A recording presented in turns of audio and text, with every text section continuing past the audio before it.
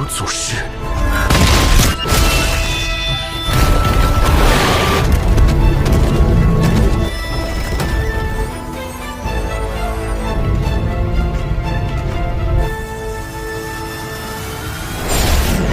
这次想走得多远子，你总算会。别出门，那须有一句人人皆知的话：天黑。恐怕那里藏着一条。 Halo semuanya, selamat datang kembali. Apa kabar kalian semua? Semoga baik-baik saja. Pada video kali ini kita akan membahas spoiler Donghua yang berjudul Tales of Herding Gods. Baiklah, daripada kalian semua penasaran, mari kita mulai saja pembahasan spoiler untuk episode kali ini. Tanpa berbasa-basi lagi, langsung saja kita mulai videonya. Cerita ini berlanjut. Kita diperlihatkan Kinmu merasakan dua jurus pedang punya makna dan suasana berbeda, sehingga sulit dipahami bersamaan. Pedang kaisar pendiri juga sangat menguras energi. Saat bertanya, kepala desa mengatakan hanya ada 8 langkah dalam seni pedang. Kinmu heran, hanya ada 8 langkah, dan menyadari langkah terakhir mungkin tingkat dewa. Ia terus berlatih, menggabungkan jurus, dan berkembang pesat berkat tekanan dari kepala desa. Kemampuan pedang Kinmu meningkat pesat lewat latihan keras dengan para tetua. Setelah kembali, ia memahami ajaran mereka lebih dalam dan semua orang senang. Namun, tiba-tiba terjadi keributan karena Nenek Si berubah lagi. Saat latihan, Kinmu melihat Nenek Si berubah jadi sosok cantik memukau. Penampilannya seperti dewi dan membuat semua orang terpikat. Semua orang panik melihat perubahan Nenek Si. Si buta maju untuk menghadapi, sementara yang lain gugup. Nenek Si berbicara aneh karena ia berubah jadi Li Tianxing, menandakan sosok itu telah muncul dalam dirinya. Sosok dalam Nenek Si terobsesi pada kecantikan dan merasa iri, bahkan ingin menjadi dirinya. Ia mengaku rela mati demi itu, menunjukkan niat dan pikirannya yang gelap. Si buta tetap tenang dan menegur Li Tianxing, tapi ia marah dan ingin pergi. Kinmu hampir terpengaruh kecantikannya, namun berhasil menahan diri. Li Tianxing mengancam, membuat Kinmu hampir kehilangan kendali, tapi ia menahan diri. Saat wanita itu pergi, si buta menghadangnya, dan mereka langsung bertarung hebat hingga energi meledak ke segala arah. Li Tianxing kalah dan kembali ke wujud aslinya. Mak tua menekan sifat jahatnya hingga Nenek Si sadar kembali. Setelah itu, ia dirawat, dan Kinmu diminta membantu memurnikan pil. Si buta menjelaskan Nenek Si hampir dikuasai sepenuhnya karena kekuatan iblisnya sangat kuat. Kepala desa khawatir jika lepas, ia bisa menghancurkan dunia. Mak tua menyarankan mencari bantuan untuk menekannya. Si jagal terluka karena terpukau, lalu menyadari bahaya dan menyuruh Nenek Si segera pergi. Kepala desa memutuskan mereka menuju biara petir agung untuk menekan sifat jahatnya, ditemani mak tua, si buta, dan Kinmu, sambil memperingatkan agar Li Tianxing tidak sampai lolos. Kinmu, mak tua, dan si pincang setuju. Nenek Si cantik, tapi tidak memakai kecantikannya. Ia malah menyamar buruk rupa saat bertemu orang. Namun, Li Tianxing berbeda. Ia sangat mencintai Nenek Si dan iri, sehingga ingin jadi seperti dia. Pemahamannya tentang kitab sekte iblis surgawi juga berbeda dari Kinmu. Kinmu belajar dari desa sejak kecil, jadi tetap teguh walau keras kepala. Teknik Kinmu berasal dari teknik 3 eliksir tubuh penguasa, sangat lurus. Banyak mantra dan seni ilahi dari jalan iblis bisa ia gunakan dengan benar. Sedangkan teknik Li Tianxing lebih jahat dan terasa seperti jalan iblis. Li Tianxing tidak mau hidup susah dengan menyamar jelek. Ia justru akan memamerkan kecantikannya dan bisa membawa kehancuran bagi banyak makhluk. Li Tianxing juga tidak peduli soal menaklukkan kota dengan senyum atau menjatuhkan negara dengan pesona.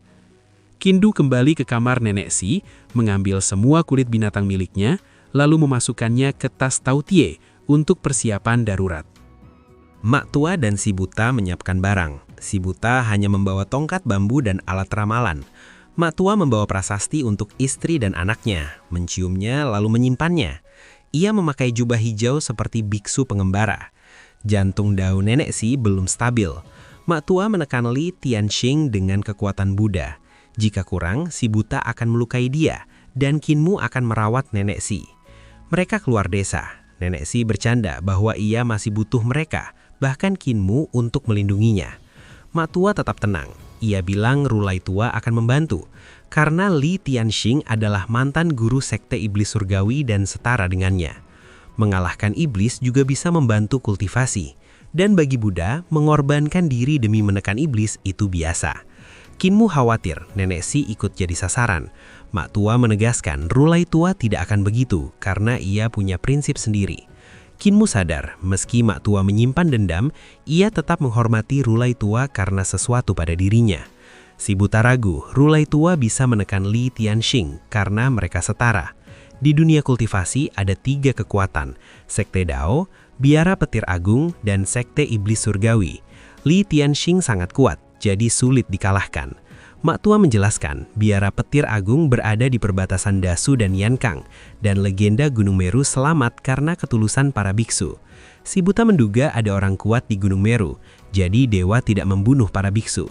Gunung Meru berada di perbatasan Dasu dan Yankang, dekat gerbang Kingman. Jaraknya sekitar 30.000 mil dari desa bebas, dan mereka butuh 6-7 hari karena hanya bisa jalan siang. Terbang bisa 2 hari. Tapi Kinmu belum mampu, jadi mereka pergi lewat darat. Kinmu memakai naga kilin sebagai transportasi, tapi tetap tidak bisa menyamai kecepatan mak tua dan lainnya. Saat senja, mereka tiba di kuil tua yang sepi dan beristirahat di dekat patung Raja Surgawi.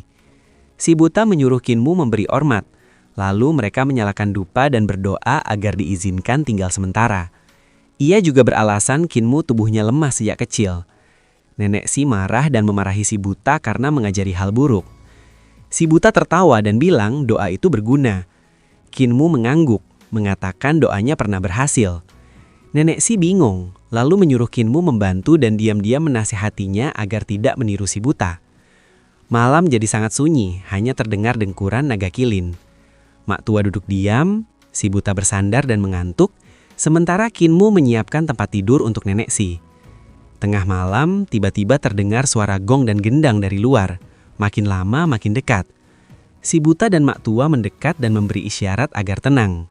Suara gong dan gendang berhenti di depan kuil, lalu terdengar teriakan diam dan tantangan. Patung dewa hidup dan masuk ke dalam kuil, berbau busuk. Di luar ratusan kerangka prajurit berjajar rapi. Sebagian memegang gong dan panji bertuliskan diam dan tantangan. Kinmu terkejut. Naga kilin juga bangun dan waspada. Sebuah patung dewa melapor bahwa Raja Naga Laut Timur Auzen memberontak dan ia datang untuk membantu Raja Surgawi menekannya. Naga kilin terbaring bingung di bawah patung tersebut. Patung Raja Surgawi lalu hidup, marah karena pemberontakan dan meminta pedangnya. Sebuah pedang besar muncul dari tanah, lalu dipegangnya dan berdengung kuat. Ia kemudian berteriak menanyakan kudanya. Naga kilin tiba-tiba dipakai sebagai tunggangan oleh patung Raja Surgawi dan langsung terbang keluar kuil. Ia ketakutan saat patung itu memberi perintah lalu menghilang membawa dirinya. Sebenarnya bukan ia yang membawa, tapi patung itu yang mengendalikan. Di dalam kuil, Kinmu, nenek Si buta dan matua terdiam kaget. Menjelang fajar, terdengar raungan naga, lalu kepala naga jatuh dari langit ke halaman kuil. Kinmu melihat kepala naga itu ternyata hanya batu. Tak lama, patung Raja Surgawi kembali menunggangi naga kilin, duduk di kuil dan mengatakan misi sudah selesai serta pemberontak sudah dipenggal. Setelah itu, patung dan pasukan kerangka pergi, suara gong dan gendang ikut hilang. Saat fajar, suasana kembali normal. Kinmu merasa semua seperti mimpi aneh. Kinmu bertanya pada naga kilin. Naga kilin bilang ia bermimpi membawa Raja Dewa ke laut, bertarung dengan naga, lalu memenggal kepala Raja Naga. Kinmu lalu bertanya pada si buta dan matua, tapi mereka tidak tahu pasti apakah itu nyata. Mereka memilih lanjut ke Biara Petir Agung. Kinmu masih merasa aneh, dan saat menyentuh patung, ia sadar itu hanya batu dingin. Dan pada akhirnya, spoiler untuk episode kali ini pun bersambung. Oke, cukup sekian untuk video kali ini dan sampai jumpa di video berikutnya.